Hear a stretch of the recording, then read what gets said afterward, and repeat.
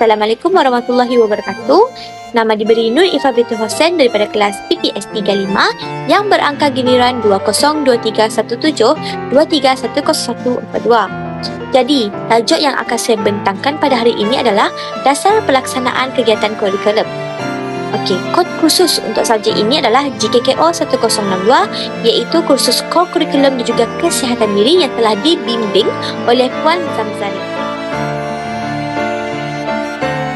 Okey, apa itu kegiatan kurikulum? Jadi di sini saya akan jelaskan apa itu kegiatan kurikulum. Jadi, kegiatan kurikulum ini adalah merupakan apa-apa kegiatan yang telah pun dirancang daripada proses pengajaran dan juga pembelajaran di luar bilik darjah iaitu kurikulum yang memberikan murid peluang untuk menambah, mengukur dan juga mengamalkan kemahiran dan juga nilai-nilai yang dipelajari di bilik darjah. Seterusnya adalah dasar pelaksanaan kegiatan kurikulum.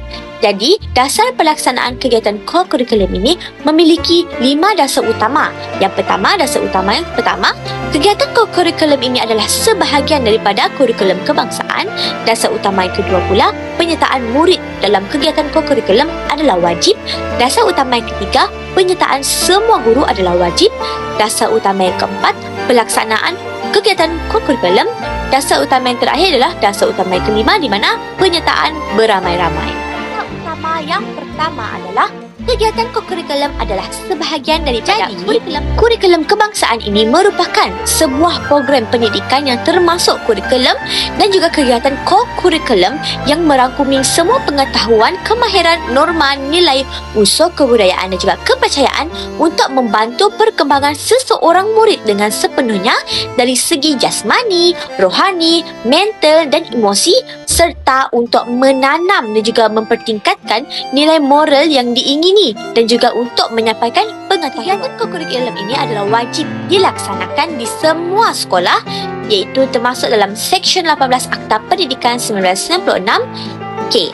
Kegagalan ataupun keengganan melaksanakan kegiatan kurikulum adalah satu kesalahan yang jika disabitkan bersalah boleh dijatuhi hukuman denda ataupun penjara ataupun kedua-duanya sekali di bawah penalti. Untuk dasar utama satu ini adalah yang pertama, dapat melahirkan murid yang seimbang dalam perkembangan mental dan juga perkembangan rohani, jasmani dan juga emosi seorang murid.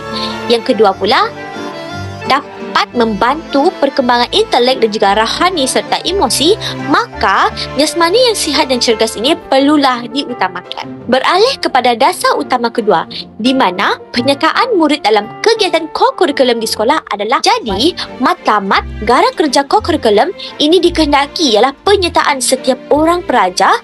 Setiap pelajar hendaklah mengambil bahagian sekurang-kurangnya dalam salah satu gerak kerja, pakaian seragam, satu kegiatan persatuan atau kelab dan juga satu kegiatan sukan atau permainan. Ini pun telah disebut dalam perkara 5.1 Surat Perkeliling Ikhtisas Bil 1/1985 KP BS 8591 Jilid 11/29. Pencapaian murid dalam kegiatan kurikulum ini hendaklah direkodkan dan juga diberikan penilaian. Okey, hal ini telah ditegaskan dalam perkara 8.2.1 Surat Perkeliling Ikhtisas bilangan 1/1985 dan perkara 21 Surat Perkeliling Ikhtisas bilangan 2/1986.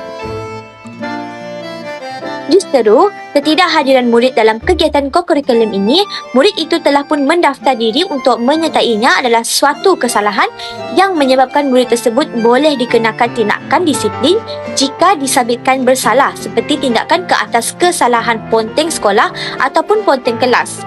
Hal ini hendaklah dimaktubkan dalam buku undang-undang dan juga peraturan sekolah perlu diketahui oleh murid-murid dan juga ibu bapa mereka. Kedua adalah penyertaan, kehadiran dan juga pencapaian murid dalam kegiatan kurikulum hendak direkod dan juga diberi penilaian. Penilaian tersebut dibuat berdasarkan kehadiran 50% jawatan, 10% penglibatan dan juga 207 pencapaian 20% dan juga bonus 10%.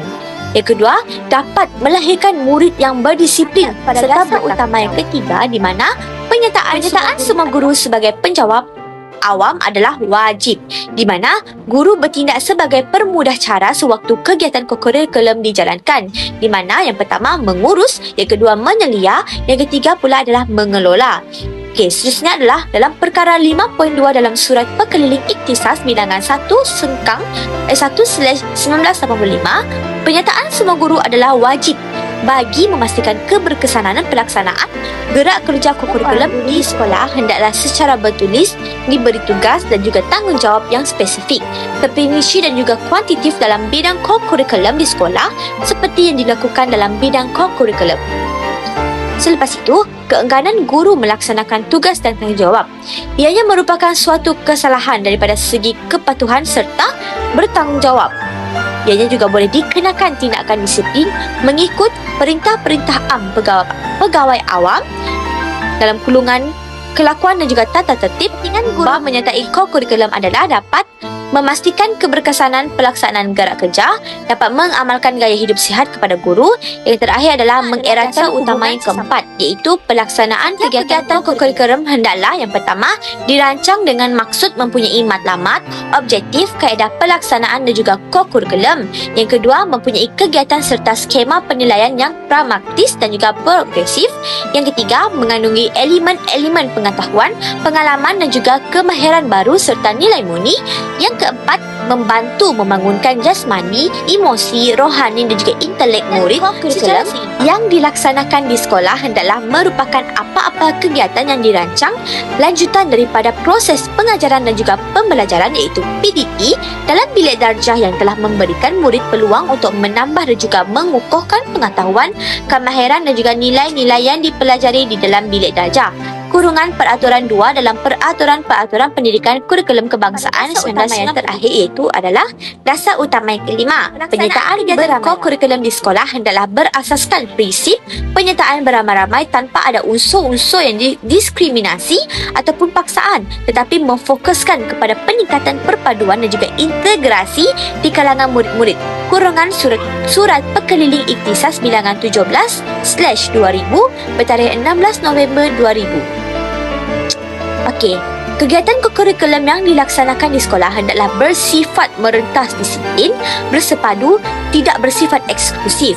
Jadi, penyertaan adalah terbuka kepada sokongan. Yang pertama, Kementerian Pendidikan membenarkan pihak sekolah menganjurkan program lawatan pendidikan murid semasa waktu persekolahan secara terancang. Kementerian juga mengalakkan penglibatan ibu bapa yang berminat untuk menyertai lawatan-lawatan tersebut. Kurungan surat Pekeliling Ikhtisas bilangan 12/2000. Yang kedua adalah kegiatan kokurikulum di sekolah boleh dilaksanakan dengan penglibatan dan juga penyertaan anggota masyarakat setempat. Kurungan rujuk sub perkara 4.2.1 dan sub perkara 5.2 dalam surat Pekeliling Ikhtisas bilangan 4/1985 KP 8591/11/32 bertajuk Sekolah sebagai Institusi Masyarakat. Kementerian Pendidikan amat menggalakkan murid-murid bergiat dalam kegiatan pasukan pakaian seragam yang terdapat di sekolah-sekolah. Selaras dengan dasar tersebut, guru-guru dan juga murid-murid juga dibenarkan menyertai aktiviti seperti perkemahan, perbarisan dan juga kursus yang dianjurkan dari semasa ke semasa oleh agensi-agensi kerajaan ataupun oleh pertubuhan bukan kerajaan yang berdaftar. Kurungan surat Pekeliling Ikhtisas bilangan 24/19. Kegiatan kokurikulum ini adalah sebahagian daripada kurikulum kebangsaan yang termasuk semua pengetahuan, kemahiran, norma, nilai, unsur kebudayaan dan juga kepercayaan untuk membantu perkembangan murid secara seimbang dari segi jasmani, rohani, mental dan juga daripada saya. Sekian, terima kasih.